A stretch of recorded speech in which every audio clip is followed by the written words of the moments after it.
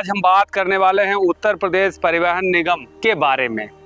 और उत्तर प्रदेश परिवहन निगम के बारे में बात करने से पहले आपको बता दें कि ये आदेश भी जारी किए, इनको फॉलो कौन करेगा, आपके आदेश को मानता कौन है।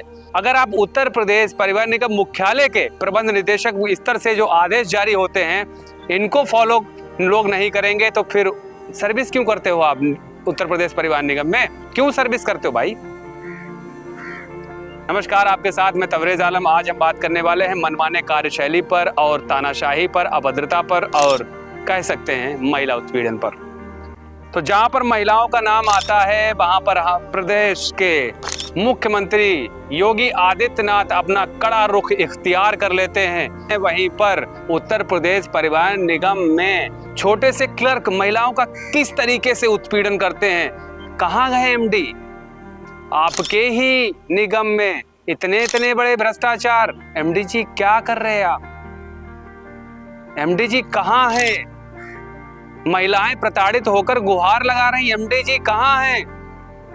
महिलाएं कह रही हैं कि सर मेरे साथ उत्पीड़न हो रहा है, एमडी जी कहाँ हैं। क्षेत्रीय प्रबंधक हमारी वेदनाओं को नहीं सुन रहे, एमडी जी कहाँ हैं। चालक परिचालक परेशान हो रहा है, एमडी जी कहाँ हैं। महिला सशक्तिकरण के आधार पर मुख्यमंत्री योगी आदित्यनाथ ने जो भर्ती की, परिवहन मंत्री के सहयोग में इतना बड़ा जो नेतृत्व किया गया, तो आपके ही रोडवेज निगम में महिलाओं की भर्ती की गई, कहाँ है एमडी जी। आज उन्हीं का शोषण हो रहा है, एमडी जी कहाँ हैं आप, क्या कर रहे हैं एमडी जी।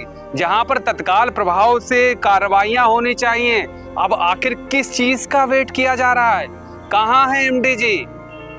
ये वही अनुबंध पत्र है ना जिस पर चालक और परिचालकों को आपके ही निगम में ड्यूटी मिलती है। अगर ये नहीं तो कुछ नहीं, तो इसी की अवहेलना हो रही है एमडी जी, कहाँ हैं आप।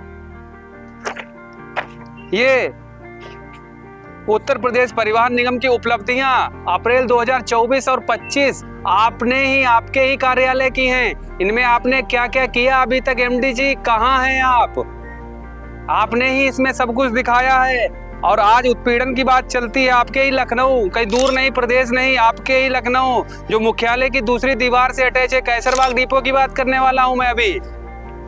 आप ही कहते हैं एमडी जी। जहां पर बात आ जाती है दिव्यांग सशक्तिकरण, भाई आपके ही निगम में वो महिलाएं, अभी हम इसी पर बात करेंगे। एमडी जी सुन लीजिए, आज हम कह रहे हैं आपसे, आज हम आपसे कह रहे हैं कि महिला दिव्यांग जितने भी उत्तर प्रदेश परिवहन निगम में हैं, ऐसी कितनी महिलाएं दिव्यांग हैं जिनको मार्ग पर रोडवेज पर टिकट बनवाया जा रहा है। अगर उनका सेवा अवधि पूरी हो चुकी है तो उनको कार्यालय में नहीं लगाया गया।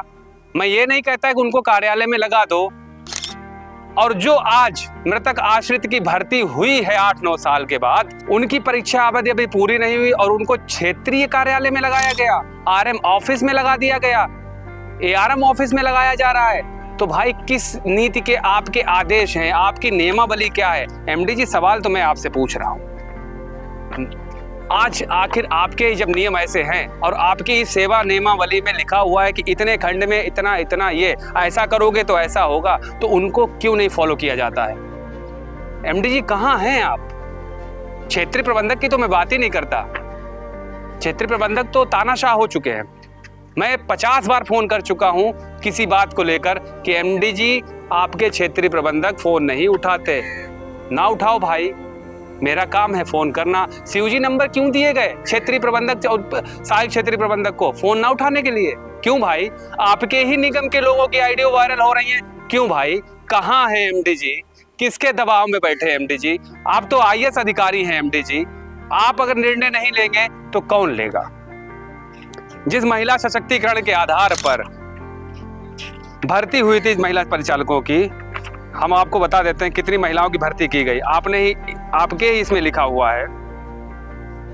क्यों भाई ऐसा आखिर क्यों चल रहा है। लिखा हुआ है कि उत्तर प्रदेश परिवहन निगम में उत्तर प्रदेश ग्रामीण आजीविका मिशन एवं उत्तर प्रदेश कौशल विकास मिशन के तहत एनसीसी एनएसएस स्काउट गाइड के माध्यम से 1922 महिला अभ्यर्थियों की सीधी महिला परिचालकों की भर्ती की गई। आज उन्हीं का शोषण हो रहा है।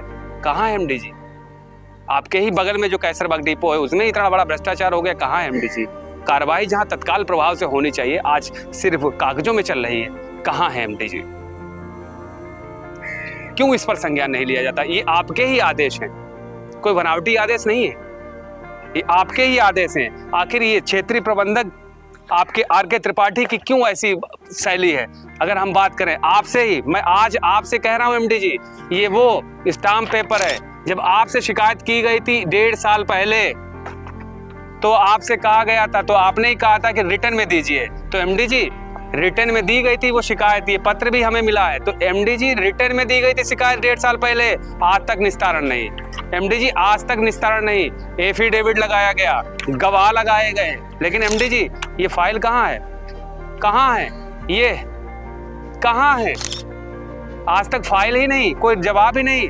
तो ऐसा क्यों हो रहा है एमडी जी? ध्यान देने की बात है।